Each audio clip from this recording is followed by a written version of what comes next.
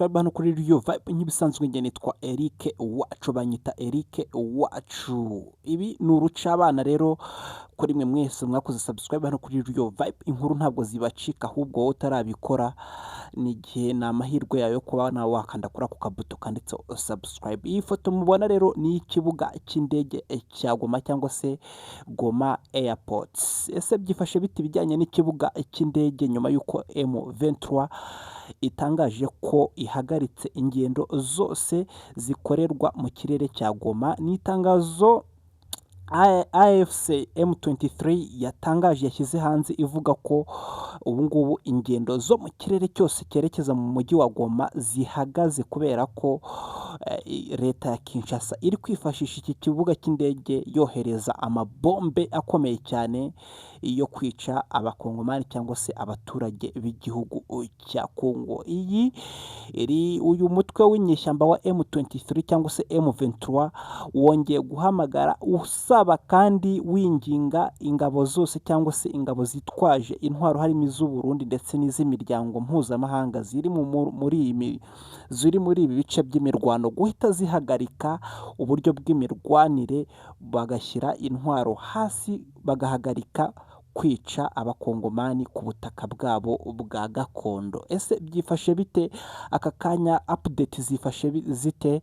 Nibyo ugiye gukurikira hano kuri Rio Vibe. Ese ni igiki cyakurikiyeho nyuma y'iri tangazo M23 yashyize hanze rivuga ko ihagaritse cyangwa se ingendo zose zikorerwa muri iki kirere cya Goma zihagaze? Dore nibyo ugiye guhita ukurikira muri iyi video ikurikiye. Komeza ubane natwe, kora subscribe kugira ngo ibindi biganiro byose bigende bikugeraho.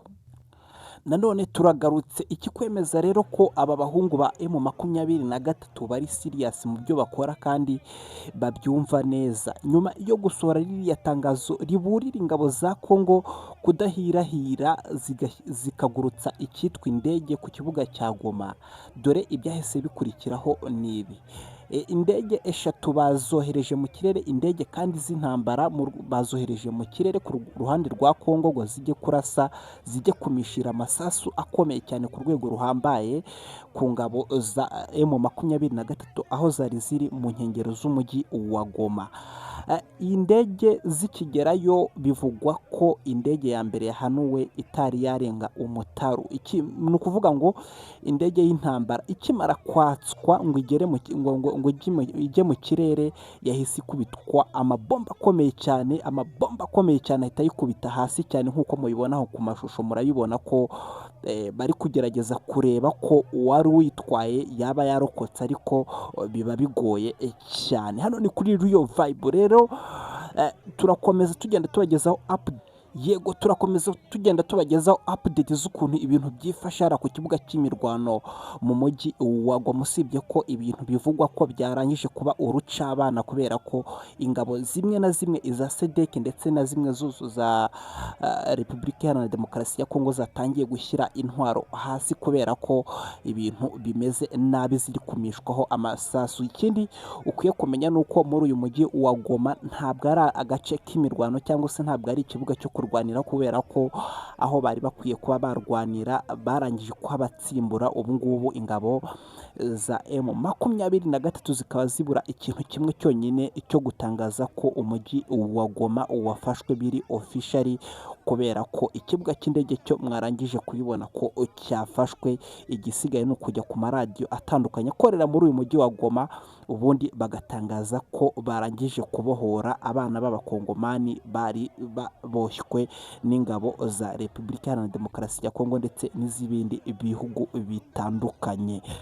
Ikindi kintu ukwiye kumenya ku bijyanye n'ifatwa ry'iki kibuga cy'indege cya Goma ni uko indege za gisivili zo zitwara abagenzi zemerewe gutwara abahunga.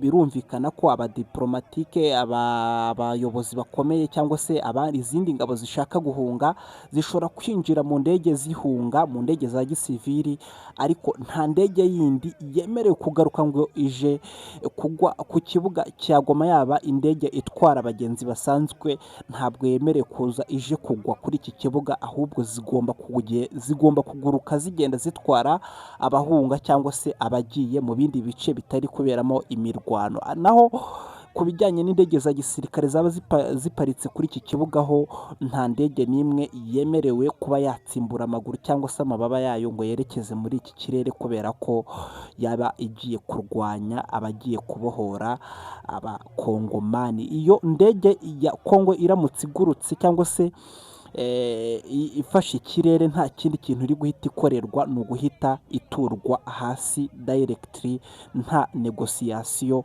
Ni uko byifashe hano ku kibuga cy'imirwano. Ikindi ukwiye kumenya ni uko abakongomani mwagiye mubona bahunga cyangwa se bambuka umupaka baza mu Rwanda, abenshi ni abari kwambuka mu buryo bwemewe, kubera ko bafite ibyangombwa bibemerera kwambuka mu buryo busanzwe, naho umubare mwinshi w'abahunga ntabwo uraba mwinshi nk'uw'abantu bari kwambuka umupaka mu buryo busanzwe berekana ibyangombwa byabo, bityo bakambuka. Nuko byifashe rero.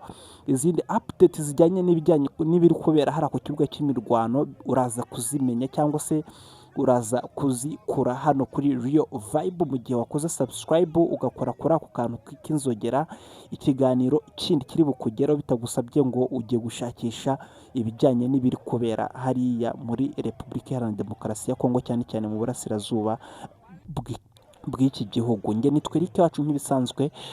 Ciao ciao.